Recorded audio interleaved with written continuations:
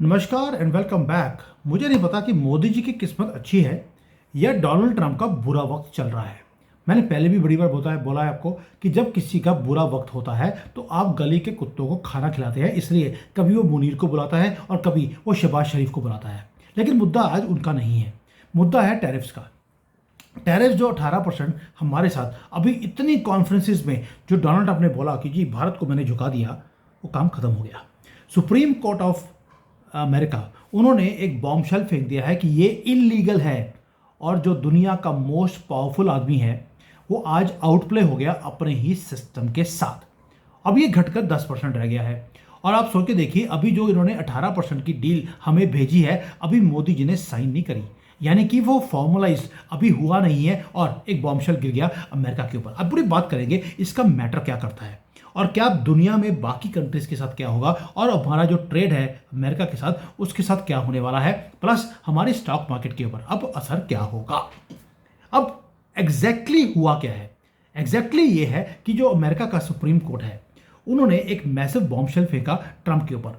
उन्होंने क्या कर दिया, जो डोनाल्ड ट्रंप की जो ग्लोबल इकोनॉमिक मास्टर प्लान था उसको क्रश कर दिया कि जो तो डोनाल्ड ट्रंप की बात सुनेगा उसको टैरिफ कम लगेगा, जो नहीं सुनेगा उसके ऊपर टैरिफ ज़्यादा था। ये बड़ा सिंपल सा फॉर्मूला है डोनाल्ड ट्रंप का। अब इसकी ये जो सारी पॉलिसी थी, चाइना के ऊपर 50%, भारत के ऊपर पहले 50%, फिर कम करके 18% कर दिया, वो सारे के सारा खत्म कर दिया गया है सुप्रीम कोर्ट की तरफ से, जो कि अमेरिका का है। नाउ इसमें थोड़ा सा एक क्रेजी सा ट्विस्ट भी है।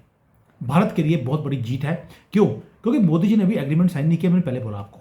दूसरा, जो मैसिव यूएसए का जो पॉलिटिकल अर्थक्वेक है वो शुरू हो गया, यानी कि जो अमेरिका का डीप स्टेट है या अमेरिका का जो सुप्रीम कोर्ट है, कोई भी है, वो अब डोनाल्ड ट्रंप के अगेंस्ट वो खड़े हो गए हैं। उन्हें मालूम है कि मिड टर्म इलेक्शन में इस बंदे को हरवाना जरूरी है, वरना ये पूरी दुनिया को ऊपर नीचे कर देगा। जो 70-80 साल से जो दादागिरी अमेरिका ने क्रिएट करी पूरी दुनिया में, उसे ये खत्म करने की कोशिश कर रहा है। सोच के देखिए कि इंडिया ने अभी तो हाथ भी हिलाया नहीं है और हमें एक अनएक्सपेक्टेड विक्ट्री मिल गई है। तभी बार बार बोलता हूं कि मोदी जी के ऊपर महादेव की कृपा है। अमेरिकन प्रेसिडेंट ने केओस क्रिएट करने की कोशिश करी और उनके अपने सुप्रीम कोर्ट ने डोनाल्ड ट्रंप को हरा दिया, 6-3 का वर्डिक्ट दिया है। 6-3 का मतलब 6 इज अगेंस्ट डोनाल्ड ट्रंप और 3 जजेस इसकी फेवर में थे। अब ये जजेस कौन है? ये जजेस वो हैं जो सुप्रीम कोर्ट के अंदर डोनाल्ड ट्रंप ने खुद बैठाए थे। और उन्होंने रूलिंग क्या दी है? रूलिंग ये दी है कि जो इमरजेंसी पावर्स डोनाल्ड ट्रंप ने यूज करे थे वो इलीगल है, क्योंकि उसकी जो पार्लियामेंट है उसको बाईपास किया गया और उन्होंने बोल दिया कि सारे रूल्स को तोड़ दिया गया था डोनाल्ड ट्रंप ने under the name of security. ये इलीगल है, इसे हम एक्सेप्ट नहीं कर सकते। अब डोनाल्ड ट्रंप तो डोनाल्ड ट्रंप है, वो पागल हो गया। जैसे भारत में राहुल गांधी पागल हो जाता है, आजकल अपने कपड़े उतार रहा है, जो आर्टिफिशियल इंटेलिजेंस की जो वहाँ पर समिट चल रहा है उसमें कपड़े उतार दिए। भाई मैं सोचता हूँ कि राहुल गांधी तुमने एक बड़ा गलत काम किया। तुम अगर कपड़े उतारने के लिए गए थे तो यार अपनी माँ को ले जाते, उसका तो धंधा ही रहा है ये वाला, और बहन को भी ले जाते। चलो मुद्दा कहीं और चला गया, मुद्दा डोनाल्ड ट्रंप का था। तो Donald Trump did not hold back, उन्होंने अटैक कर दिया डोनाल्ड ट्रंप ने अपने ही सुप्रीम कोर्ट के ऊपर। क्या बोला कि जो सारे के सारे जो जजेस हैं वो डिसग्रेस हैं अमेरिका के लिए, और साथ में उसने ये बोल दिया कि हमारे जो सुप्रीम कोर्ट के जजेस हैं दे should be ashamed of themselves. भी मुझे ऐसा लगा कहीं ना कहीं जैसे मैं बोल रहा हूँ, जो सुप्रीम कोर्ट के हमारे बिके हुए जजेस हैं जो 15-15 करोड़ लेकर वो जजमेंट्स देते हैं, मुझे लगा कि जैसे मैं बोल रहा हूँ वो डोनाल्ड ट्रंप वहाँ पे अपने ही सुप्रीम कोर्ट के जजेस को वो बोल रहे थे कि ये सारे जजेस डिसग्रेस हैं दुनिया के ऊपर। और साथ में उन्होंने बोल दिया दे शुड बी अशेम्ड, जबकि इनको शर्म आ नहीं सकती ये जितने भी जजेस होते हैं। साथ में उन्होंने ये बोल दिया कि जो ये सारे जजेस हैं बेशक मेरे बैठाए हुए थे, उसको भी जो जजेस हैं उनको भी डोनाल्ड ट्रंप ने नहीं छोड़ा। और एक सिटिंग यूएसए का प्रेसिडेंट अपने सुप्रीम कोर्ट के जजेस को गालियां निकाले, यानी कि he has gone with in a war with his own judiciary system. ये दुनिया में आज तक कभी हुआ नहीं है। मोदी जी के खिलाफ हमारा सुप्रीम कोर्ट, हाई कोर्ट के जो बिके हुए जजेस हैं भारत के, वो हर रोज जजमेंट देते हैं। लेकिन मोदी जी ने कभी ये नहीं कहा ये बिके हुए 15-15 करोड़ में लेकर जजमेंट देने वाले बिके हुए घटिया भारत के जजेस, मैं इनको उठा के बाहर फेंक दूंगा, they should be ashamed of themselves. Modi ji कहते हैं जो जजमेंट आ गया, वी रिस्पेक्टेड।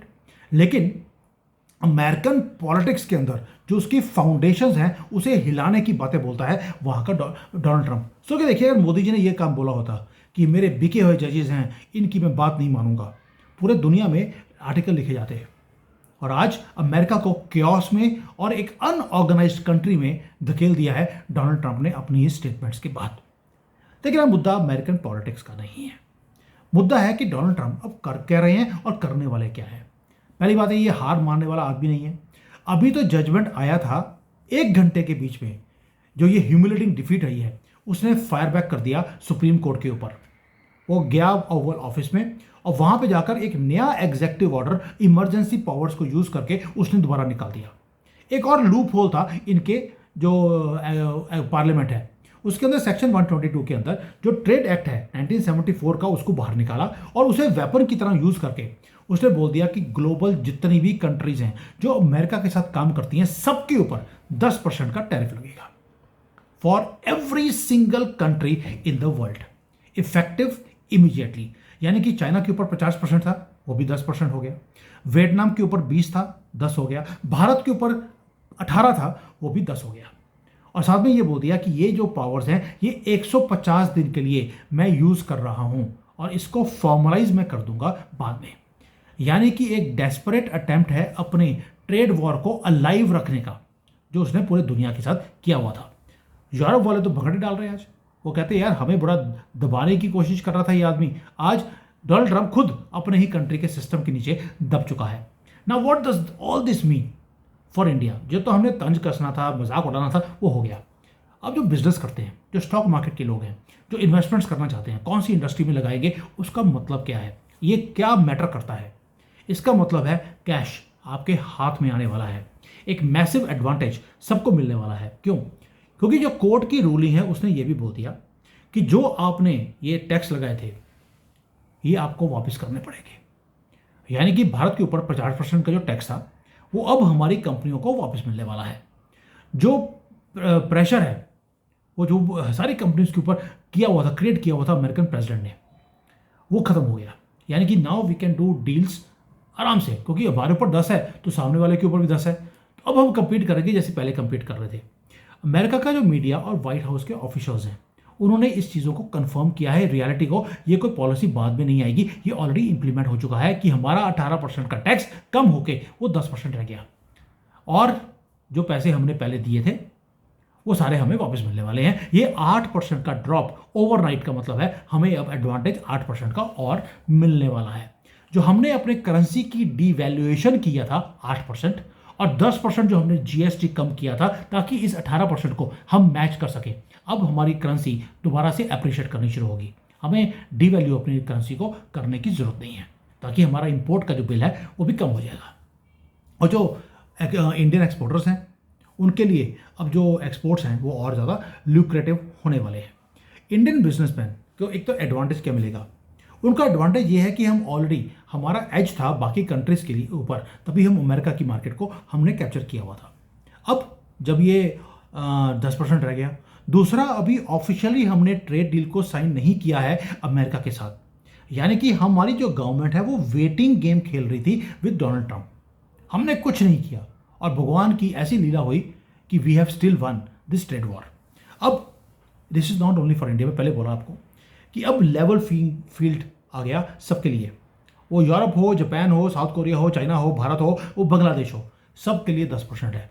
और ये क्रेजिएस्ट वे जो ये लेवल हुआ है, ये क्रेजिएस्ट वे पॉसिबल से ये काम हुआ है। But please do not make a mistake, Trump हर चीज को स्पिन करेगा बहुत ज़्यादा।